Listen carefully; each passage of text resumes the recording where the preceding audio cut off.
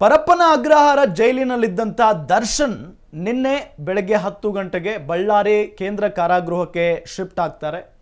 ಇವತ್ತು ಅವರಿಗೆ non veg ಊಟವನ್ನು ಕೂಡ ನೀಡಲಾಗಿದೆ. ಇದೇ ವಿಚಾರಕ್ಕೆ ಸಂಬಂಧಪಟ್ಟಂತೆ ಬಿಗ್ ಬ್ರೇಕಿಂಗ್ ನ್ಯೂಸ್ ಲಭ್ಯ ಆಗ್ತಾ ಇದೆ, ಗಮನಿಸ್ತಾ ಹೋಗೋಣ.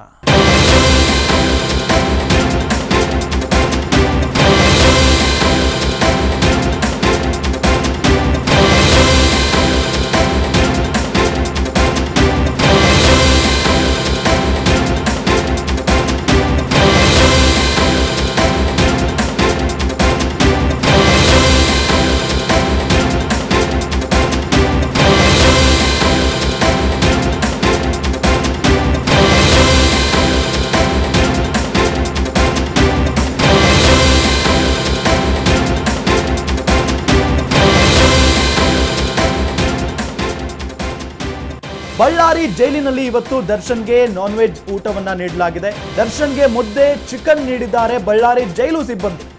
ಬಳ್ಳಾರಿ ಜೈಲಿನಲ್ಲಿ ಪ್ರತಿ ಶುಕ್ರವಾರ ನಾನ್ ವೆಜ್ ಊಟ ಇರುತ್ತೆ.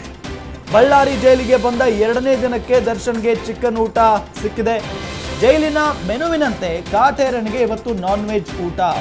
ಬೆಳಗಿನ ತಿಂಡಿಗೆ ದರ್ಶನ್ಗೆ ಉಪ್ಪಿಟ್ಟನ್ನ ನೀಡಲಾಗಿತ್ತು.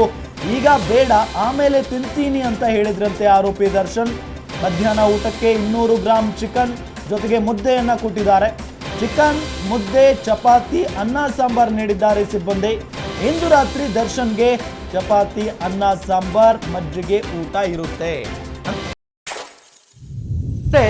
ಜೈಲಿನಲ್ಲಿ ಒಂದಿಷ್ಟು ನಿಯಮಾವಳಿಗಳಿರುತ್ತವೆ. ಈ ದಿನ ಇದೇ ತೆರನಾದಂಥ ಊಟ ಇರಬೇಕು ಅಂತ ಹೇಳಿ. ಅದೇ ರೀತಿಯಾಗಿ ಬಳ್ಳಾರಿಯ ಕೇಂದ್ರ ಕಾರಾಗೃಹದಲ್ಲಿ ಶುಕ್ರವಾರ, ಪ್ರತಿ ಶುಕ್ರವಾರವೂ ಕೂಡ ನಾನ್ ವೆಜ್ ಊಟ ಇರುತ್ತೆ. ಅದೇ ರೀತಿಯಾಗಿ ಅವರಿಗೆ ನಾನ್ ವೆಜ್ ಊಟವನ್ನು ನೀಡಿದ್ದಾರೆ.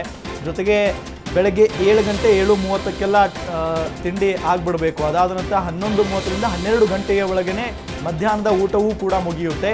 ರಾತ್ರಿ ಊಟ ಸಂಜೆ 5:30ರಿಂದ 7 ಗಂಟೆಯವರೆಗೇನೆ ಮುಗಿದು ಹೋಗ್ಬಿಡುತ್ತೆ. ಇಂಥ ನಿಯಮಾವಳಿಗಳು ಜೈಲಿನಲ್ಲಿದ್ದಾವೆ.